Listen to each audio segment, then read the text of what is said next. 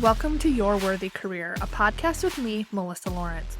I'm a career and life coach with all the corporate cred in talent development and organizational psychology, and I help women like you get extraordinary results by being more you, not less. I won't just help you have a career experience worthy of you, but I will help you build your self-worth to shift what you think is possible and take the action that will create the career you've always wanted. Whether it's more meaningful work you're passionate about, making more money, getting to your next level, or being more effective as a leader, we are shattering the glass ceiling here, the one that exists for women at work and the one we put on ourselves with our doubt and inner critic. Each week, you will get practical teachings grounded in neuroscience and effective career development strategies. You'll experience deep mindset shifts and the perfect amount of woo so you can run your career with ease rather than your career running you. You were born for more, and I'm going to help you get there, with maybe a few dance parties along the way. Your up level begins now.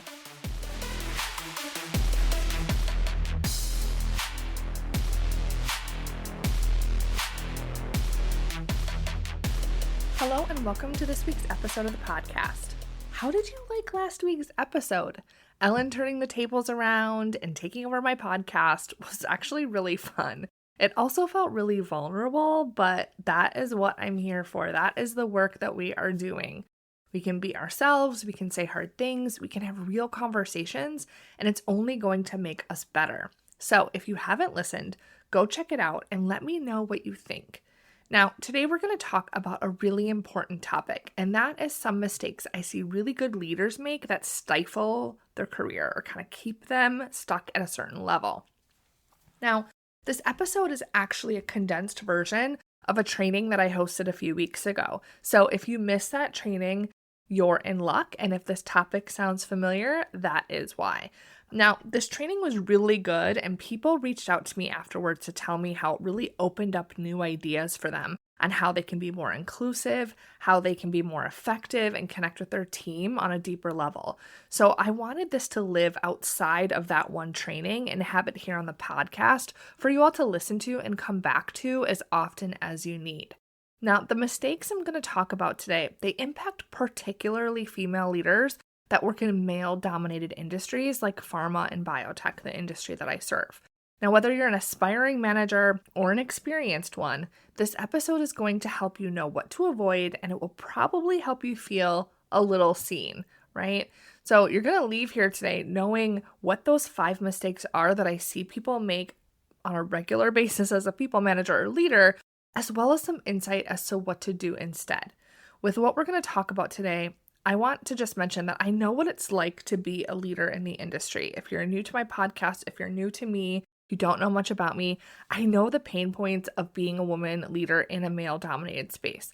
I not only was one and have led teams directly and indirectly for several years, but I also developed leaders when I worked in the industry and I studied leadership in graduate school. So my experience and expertise on this topic is both from the perspective of being in your shoes, but also being an expert in the development space. So let's just dive right in. Now, I want to note that this leadership conversation applies to you regardless of the level that you're at. So if you're like, I don't know if this is for me, maybe I'm going to turn this off, I want you to stick with it because these mistakes can apply to you regardless of level and really regardless of role in some situations. It's also going to give you some perspective ahead of time on what to avoid. So just letting this sink in and let this comprehend and sit in your subconscious. When you get to that point, you're going to already have this information and it's going to help you be more effective from the beginning.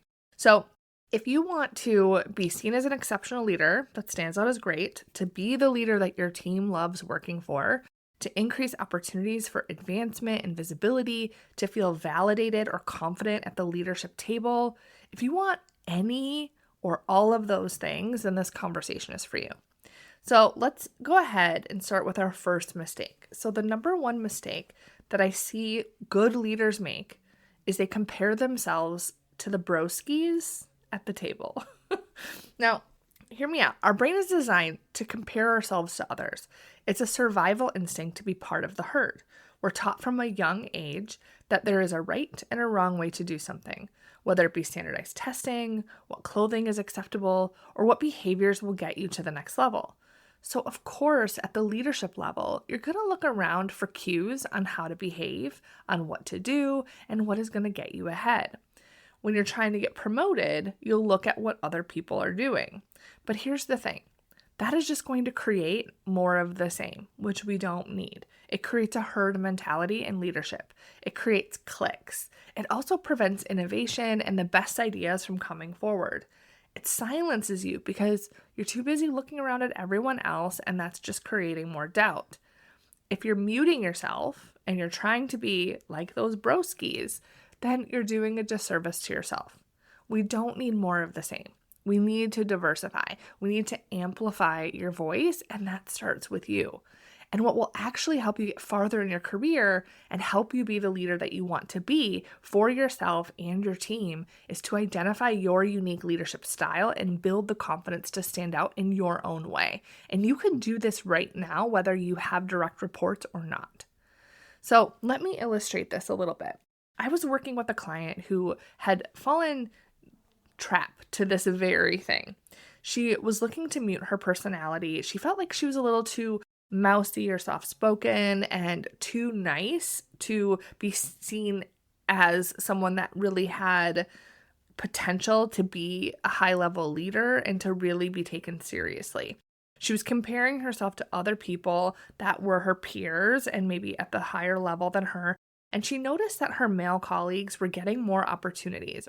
She thought she needed to do what they were doing. So she started kind of toning herself down, trying to then overwork, not on purpose. She didn't approach her work as like, I'm going to start overworking now.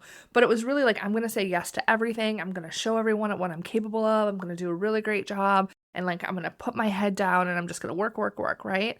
And she thought that that performance and that commitment to her team, filling in for her team, and all of this that she was doing was going to show her value. But here's the thing. She also had a very different perspective on how teams should be run, which in my opinion was a very good perspective. She had a different view on how the department was motivating and engaging employees, and she saw her difference in perspective because it went against the grain of everyone else, that it was a weakness, that she needed to not kind of ruffle any feathers and just kind of stay the course and do what the, political landscape within the culture was telling her to do. But ultimately, she was very unhappy. And so she was trying to mold herself into something that she wasn't, telling herself that her ideas weren't good, right? Like if she had this idea and it was different from everyone else, then maybe she's wrong. But she wasn't getting ahead either. So once we established what she really wanted from being a leader, the impact she wanted to have, her unique view on things, she started to see how her own ideas and way of being was really what was going to set her apart, including her being nice, including her having a more quiet or toned down personality, right? We got clear on her positioning, on who and how she made strategic partnerships to influence and build trust within her leadership team. And then, guess what? She was promoted to a higher level leadership role and given greater scope of responsibility beyond those male colleagues that she was comparing herself to. So whether it's being an effective leader or knowing what you want out of your career, you have to know the who before you know the how. But this is counterintuitive because we want to belong and we want approval and validation, and we're taught to look to others for that. So to take this approach, you need to have courage to stand out. That is the first mistake. Mistake number 2 is letting difficult employees, stakeholders, and bosses hold you back. Another common mistake I see is people will let difficult colleagues hold them back from going after what they really want or from saying their truth, saying the hard thing. It's common to think that your boss just won't get it, or this other person just won't get it, that your coworker who puts up a fight about everything is just the way it's going to be, they're never going to stop, or that your employee is going to be offended if you give them critical feedback. I see leaders who shy away from speaking up in meetings, from holding their colleagues accountable, and really developing their employees by saying those hard things, by giving them that feedback, by advocating for themselves, because they have a deep down fear that they won't be liked, that it's somehow going to hurt them. And what this does is it just creates more stress for you. It's also a really sneaky form of people pleasing because you're not sharing your ideas. going after that big project, or helping your employees grow because you're staying in your comfort zone and you don't want to ruffle any feathers. But instead, when you not only have the confidence to do those hard things, to say that feedback, to advocate for yourself and your team, and you have the skill to navigate these tough situations, you're going to be able to achieve more for yourself and your team. You don't want to let the discomfort of what could happen when you push back stop you from being empowered and doing the right thing for you in your role. Now, I had a client who was a new leader in her role, and she wanted to make a really good impression, as we all do, and she saw some issues with one of her employees' performance early on. It was relatively minor, but she didn't want to say anything because she was worried that it would kind of set them off on the wrong foot. Like, new leader coming in, she didn't want to start by giving any critical feedback. And so she didn't. She kept the feedback to herself. And a few months went by, and to compensate for the issue she saw this employee have, she was doing his work for him to make sure that it was accurate for the deliverable, for their internal client. And in the long run, this isn't a good solution. Think about it. It's not good for you or them because the employee never learns and improves, and you are overworking to compensate. You're also not learning how to have difficult conversations, how to develop your employee, and this is holding you back. You're going to have difficult conversations at every stage of your career. You will always be meeting new people. And when you do, there is a risk for disagreement or conflict. We are humans, right? Not everything is going to be a walk down the Candyland boardwalk. So learning how to have conversations that are hard, knowing when and how to push back, is a skill that will help you now and in the long run. Because if you don't learn that skill, it's going to make your career stagnant at some point if it hasn't already. It's really only hurting you not to learn how to have those conversations. Okay, here's mistake number 3. Underestimating the power of situational communication. So this is really a segue to the last mistake. Now, you might be familiar with situational leadership, where you lead an employee based on their needs for their skill set and experience for a particular project. Situational communication is the ability to adapt your communication skills for each environment and person to get the best outcome. I see leaders using good communication techniques, but the same communication techniques. The thing is, people have different preferences though, like love languages for how they like to receive information. And on top of that, there is the situational context.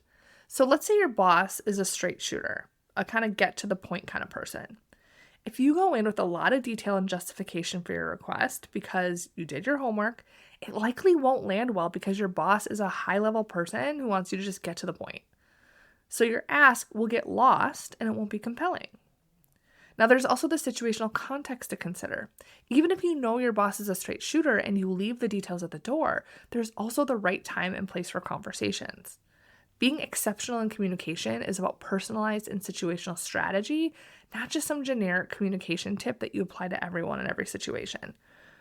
Now, I had to learn this the hard way. I have a bachelor's in communications and I have a master's in organizational psychology. And when I got my bachelor's in communications, I pursued that route because I was like, I want to master communication so I never have to deal with a difficult person or situation again. But like I've said, that actually doesn't happen. You can't control other people. People are not robots. There will be difficult people, but you can learn the skills and the tools to navigate those situations without them stressing you out. When you can learn to read people and adjust your approach for the ask and the person, you will be able to get what you need for yourself and your team. It's really a great way to influence others. You will get your ideas heard, and you're just going to be more effective more frequently. And who doesn't want that? I want you to imagine walking into your boss's office and asking for a new headcount and getting it, or being able to get your employee a higher rating, or even negotiating your own responsibilities. Communication and strategy are key, not just hard work, but it does take skill, it takes strategy, and it takes emotional intelligence and self-awareness. All right, mistake number 4, delegating your team's development to HR programs. Now, this is a big one. When I worked in corporate, managers often relied on the HR group to provide development and training for their employees. Now, don't get me wrong, HR and training groups, they do have a role in this. This is actually, I built my career in these groups. But when you completely outsource development, your employees suffer. Here's why. The very best programs are not always applicable or useful for your employees. I've worked for great companies with really good development programs. Where they tend to fall short is the accessibility in the application. Not all programs are available and accessible to every employee for their schedule when they need it. But also, even when you go to a really good program, just like a training or a book you read or a conference, you can have these aha moments. But if you don't change your behavior or apply what you learn with consistent action, and then have a way to navigate when discomfort of change comes up, usually presenting itself with a really logical excuse like you're too busy, then you avoid the discomfort and the development doesn't actually happen. And as a good leader, you want to have employees who are growing and engaged, who want to stay with your team and feel challenged. So instead of relying on a catalog of learning opportunities that are available or a curriculum that is set up by your training group, I want you to develop yourself to be able to develop your team. You can do this by continuing to learn and grow yourself in sharing your knowledge with your team. You can develop the skill to coach and provide coaching to your team.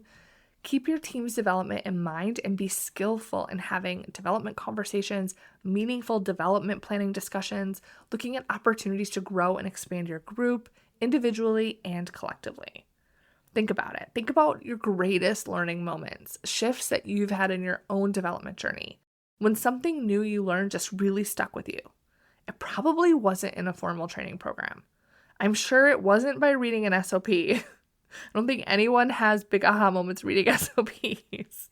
It was likely from experience, from a one-on-one conversation, from something that you did, an error that you made, from doing something that shifted your understanding when it applied to a real-world context. In the corporate world, we get stuck on formal development, but the real development happens with coaching conversations, with introspection, with support, with mentorship, with coaching. This is probably why you're here today. You're here to develop, to learn something new, to have a shift of perspective, because those internal programs aren't enough, right? So don't expect them to be enough for your employees. Help your employees by learning how to do that effectively so that you can set them up for success. That's really going to set you apart. Now, mistake number 5 is letting DEI efforts stay on your to-do list. Let's talk about DEI, diversity, equity, and inclusion. Most companies have a strategy around having an inclusive culture. But here's the thing. A lot of great people, good leaders, don't intentionally spend time growing their capacity to be more inclusive. And being inclusive requires you to be intentional because our brains have bias. So you can't just think, oh, I'm not racist, or oh, I'm inclusive, and then be that way. That's not the way it works. We're wired to be around people like us, to trust people like us. And even if we have a diverse inner circle, unless you're having conversations at a really micro level to understand other people's experiences, then you're not combating your implicit and unconscious bias. You're not really understanding what it's like to be someone else. To be a standout leader, one who is really great, you have to challenge yourself and be uncomfortable because discomfort is where the growth is. And this is going to allow you to be a better leader, to have a higher performing team, and to just all around be a good human. I know it's hard. It can feel like one more thing to do. And I know it can also be uncomfortable to challenge your beliefs, to discover that maybe you have more bias than you think. Or maybe you think it doesn't matter that much. But it does, because your team is unique and different, just like you are. The more you can be intentional about your DEI efforts, the more sustainable and productive your team will be. So don't leave it on your to-do list or something that you engage with only for a compliance reasoning or because it's International Potluck Day at work. Really think about the type of leader you want to be. Think about who you are and what it would be like if you didn't feel heard or seen or accepted. As a woman, I'm sure you've had this experience at least once in your life. We have people around us that feel this way on a greater level every day. It is our duty to approach DEI from a human perspective. It isn't just one more thing to learn or do. It's about being a good human and ensuring everyone around you feels safe with you. If you want to be a leader, regardless of level, this work is really important. It's going to set you apart. And that is going to take intention. It takes looking bigger, looking outside of yourself. And when you do, you're going to be the leader that everyone wants to work for. Okay, so let's recap these 5 mistakes. The 5 mistakes that good leaders make: compare yourself to broskies at the table, let difficult stakeholders, employees, bosses hold you back, underestimate the power of situational communication, delegate your team's development to HR or the training department, and let DEI efforts stay on your to-do list. Now, what do you think the impact is of avoiding these mistakes? I shared some of this already, but at a high level, when you avoid these mistakes, you have a high-performing team, one that has each other's back, that goes the extra mile to do a good job and is easy to work with, which means you're not checking your phone on vacation or working late at night or worried about deliverables because you can't trust your team. You feel confident in yourself as a leader. You speak up, you share ideas, you advocate for yourself and your team so you get the resources you need. You are seen as the expert you are, and you take your career farther. Your team loves working for you. You actually look forward to one-on-ones. Work is easy, and your team is happy to do a little extra. You don't have to pull them along. You have more opportunities for advancement and growth. When you're standing out in the best way, influencing with ease, developing your team is known for its high performance, you are confident in your presence at every table, you 100% will grow your career faster and get more growth opportunities. Investing in yourself and in your skills and being a leader is what is going to set you apart. This is what you want. This is who you want to be. So avoid these 5 mistakes and you will be the leader that you want to be. Now, before we end the episode today, it would be amiss if I did not let you know that enrollment for the Standout Leader Incubator is opening tomorrow, July 6th. Now, the Standout Leader Incubator is a 6-month leadership development program exclusively for women in pharma and biotech. This space is unlike anything you've experienced in other training or development environments. This episode probably gave you a little bit of a taste of that. It's nothing like what you experience in a work training or academic setting. The current members, because I launched this earlier this year, so I've had a group of people go through this already. The current members tell me that this is bite-sized and digestible and actionable, and it really has made a difference in just a matter of weeks. Now, one of the members from the first round, Stacy, she actually came on my podcast a couple of weeks ago to share her experience in the incubator and why she joined, even with over a decade of leadership experience. She is already enrolled to continue in this next round that opens tomorrow because of the results that she got the first time. So definitely check out that episode if you want to hear more about her experience. Now, here's why this coaching program is different. I know what works and what doesn't because of my experience developing leaders and specifically women when I worked in the industry. This is my area of expertise. I've dedicated my business to helping women advance at work and build the confidence to be authentic and shatter the glass ceiling that exists in the workplace and within ourselves that causes us to doubt ourselves and play small. Plus, I know that a lot of training is awareness level, and that when you get back to your office, even your best intentions don't work. What you learned falls to the side because you get busy and there isn't any accountability to apply what you've learned. Plus, the leadership development out there is so generic and not applicable to you and your brain and your team, right? So I've solved for that. Over the 6 months that you're a member of this community, you're going to learn and apply practical and proven leadership development skills and strategies that are going to build your confidence, advance your career, and enable you to be the very best leader for your team. Each month, you're going to learn a new skill or tool that you can immediately apply at work. Now, some sample topics include creating trust with stakeholders, inclusive leadership, building confidence to advocate for yourself and speak up at the leadership table, how to coach your team, how to provide feedback, team building, like when to do a team intervention, like what to do to kind of build cohesion with your team, but then also when things are going awry or stagnant or the team's not getting along, like specific things you can do to help bring the team together. Now, each month you're going to improve your leadership skills, and each month you're going to get coaching by me. Every month we're going to come together as a group where you can get coaching on anything you want related to your role as a leader, not just whatever that theme or training was that month. You get real-time support that's specific and personalized to you and what's happening with your leadership journey.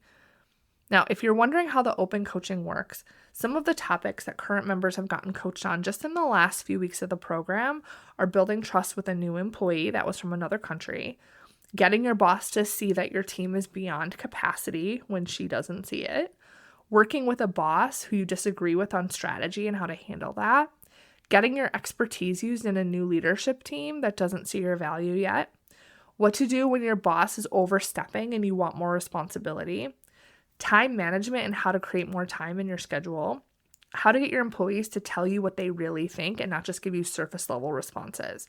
So these are all real experiences that the members in the group have been going through that they raised their hand for coaching on and got coached on a path forward and what to do. So they weren't stuck at all. They didn't have to Google an answer. They knew exactly what they needed to do moving forward. So there are 3 calls a month. 1 week you're workshopping and I'm teaching you something. And it's a new tool, it's a framework, and it's something that you can apply right away. It's very digestible. And then the next week, we're going to have an open coaching call where you're going to get coached by me, either by hearing me coach other people or raising your hand to get coaching yourself. The 3rd week of the month is our think tank sessions, and this is really the secret sauce. You have other women like you who work in the industry, and they are your curated leadership team that have gone through a filtering process to be in this group and have been selected to be your peer. Now, the members in this group are from different departments, different levels. Some are aspiring to be a manager, some are very experienced, and some are in the middle. But they are all women in pharma and biotech.